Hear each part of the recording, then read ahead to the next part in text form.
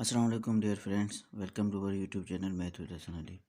Today we discuss mathematics MCQs for class metric chapter number 12 part 2. इस chapter number 12 के हमने कल demonstrative geometry के कुछ MCQs डिस्कस किए थे। आज बाकी पार्ट 2 वाले MCQ जो रहते हैं वो डिस्कस करेंगे। Question number 1, the corresponding angle of two similar triangle are dash. दो सिमिलर ट्राइंगल हैं तो उनकी जो सेम लोकेशन वाली एंगल होंगी वो क्या कहलाएंगी? सप्लीमेंट, कोलिनियर, सिमिलर या कॉन्ग्रुएंट। इसका डी ऑप्शन करेक्ट है, congruent. Median, bisector of angles, right bisector of sides and three altitude of triangles are dash. अगर ये हमारे पास मीडियन भी है कह रहे हैं और बाइसेक्टर ऑफ ट्राइंगल्स मतलब ट्राइंगल को जो बाइसेक्ट करती है लाइन वो राइट बाइसेक्टर, उनकी एंगल राइट एंगल है, तो इन सबको हम क्या कहेंगे? कौन और altitude of triangle are concurrent होगा। सी ऑप्शन करेक्ट है। The line segment joining the mid point of two sides of the triangle is equal to the one half of its length और one half of its dash. अगर एक line segment है जो दो side के mid point को join कर रही है ट्राइंगल के, तो इक्वल होगी एक हाफ के किस साइड के? थर्ड साइड के।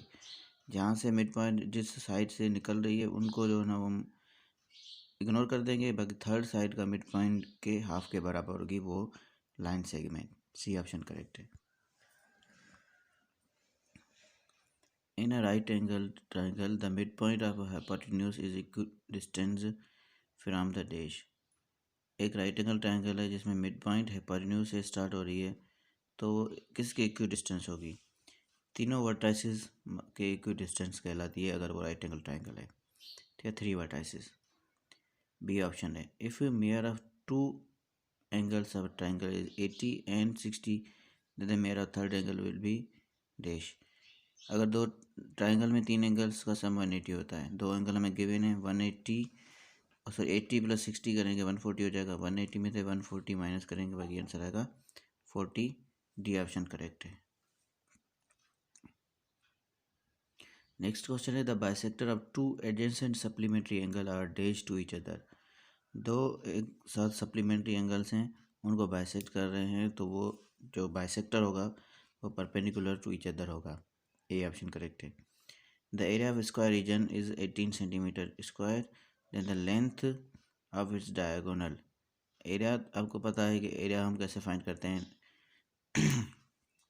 हम उस स्क्वायर रीजन के वैल्यू को वैल्यू से ही मल्टीप्लाई कर देते हैं। तो यहाँ पर जो है वो इन्होंने 6 हमारा होगा डायगोनल लाइन जो एक पॉइंट से दूसरी पॉइंट को क्रॉस कर रही है उस एरिया को। और if the diagonal of the quadrilateral are unequal and bisect each other at a right angle the equilateral will be. अगर डायगोनल है इक्विलेटर को वो अनइक्वल है पर बाइसेक्ट कर रहा है राइट एंगल पर, तो वो इक्विलेटर कौन सा इक्विलेटर कहलाएगा? वो हमारा रोम्बस होगा, क्योंकि रोम्बस में ही जो है ना वो शेप थोड़ी चेंज होती है और अनइक्वल्स इक्विलेटर होता है, साइड इक्वल नहीं होती। In any triangle there can be only one right angle और only one dash angle.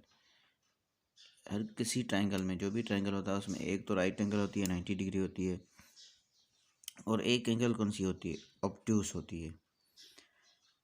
If two intersecting line cannot be parallel to the same line is called dash axiom. दो intersecting line है वो दोनों parallel नहीं है, तो उसको हम कौन सा ऑक्सियम कहते हैं? प्लेफेयर ऑक्सियम होता है ये। In similar triangle there corresponding dash are congruent, the corresponding side are congruent या एंगल या वर्टाइसेस। सिमिलर ट्राइंगल होते हैं उनमें करस्पॉन्डिंग एंगल्स जो होती है वो कॉन्ग्रुएंट होती है। सी ऑप्शन करेक्ट है। ओके, नेक्स्ट क्वेश्चन है in triangle A B C measurement of angle B is 90 means right angle triangle है। तो राइट एंगल ट्राइंगल के लिए हम पाइथागोरस थ्योरम वाली कंडीशन अप्लाई करेंगे। A square plus B square equal to C square. यहाँ पे इन्होंने A square plus C square दिया है तो इक्वल टू बी स्क्वायर होगा। सी ऑप्शन करेक्ट है। Sum of all the angles of the quadrilateral में जो भी एंगल होते हैं उनका सम निकालते हैं तो वो 360 के बराबर है। और ट्राइंगल में याद रखिएगा कि 180 का होता है सम। अगर the measure of each angle of the equilateral triangle में हर एंगल जो होती है वो 60 के बराबर होती है, क्योंकि तीनों एंगल्स इक्वल हैं तो 60 + 60 + 60 180 हो जाएगा। In right angle triangle the dash is the largest of all side. Right angle triangle में सबसे बड़ी साइड जो होती है वो हाइपोटेन्यूस होती है। ए ऑप्शन करेक्ट है। In obtuse triangle the side opposite to the obtuse angle is longer than the each of other two side. Two option होगा। ऑब्ट्यूज ट्राइंगल में जो एंगल ऑब्ट्यूज एंगल के जो साइड ऑब्ट्यूज एंगल के सामने होगी और बाकी दो साइड से बड़ी होगी, क्योंकि ट्राइंगल में होती हैं 3 साइड्स हैं। यहाँ पे 3, 4 का ऑप्शन दिया है तो समझो वो गलत है। 2 distance point determine a dash. 2 distance point जो होती हैं वो एक स्ट्रेट लाइन को डिटरमाइन करती हैं। सी ऑप्शन करेक्ट है। Every line contain at least dash distinct point. हर लाइन में 2 डिस्टिंक्ट पॉइंट होती हैं, क्योंकि एक पॉइंट से स्टार्ट होगी लाइन, दूसरी पॉइंट पे एंड हो जाएगी। कम से कम 2 पॉइंट होनी चाहिए। Every plane contain at least dash collinear point. तो एक प्लेन के लिए 3 पॉइंट होना ज़रूरी है, वो भले वो नॉन कोलिनियर हो। कोलिनियर मतलब एक लाइन पे 2 लाइन नहीं कर सकती ना। अगर ट्राइंगल है तो 3 पॉइंट होती हैं, वो उनका डायरेक्शन भी चेंज होता है और पॉइंट भी चेंज होती हैं। तो यहाँ पे 3 होगा option A. 2 intersecting line can not be parallel to the same line is called dash axiom. ये हमारा हो गया फेयर एक्सियोम होगा, ये पहले हमने डिस्कस कर लिया है। Okay, in similar triangle there corresponding angle are dash. Similar triangle है तो कॉरस्पॉन्डिंग एंगल कॉन्ग्रुएंट है, ये भी रिपीट हो रहा है MCQs. In any triangular sum of the measure of two its sides is always equal greater than the third side. किसी भी ट्राइंगल में 2 साइड का सम तीसरी साइड से बड़ा होगा, एब्सोल्युटली बड़ा होगा। In triangle A B C measurement of triangle B is 90, मतलब राइट एंगल ट्राइंगल है। Then A² + C² = B²। यह हिप्पोटेन्यूज थ्योरम हम अप्लाई करेंगे तो यहाँ पे ऑप्शन बी होगा।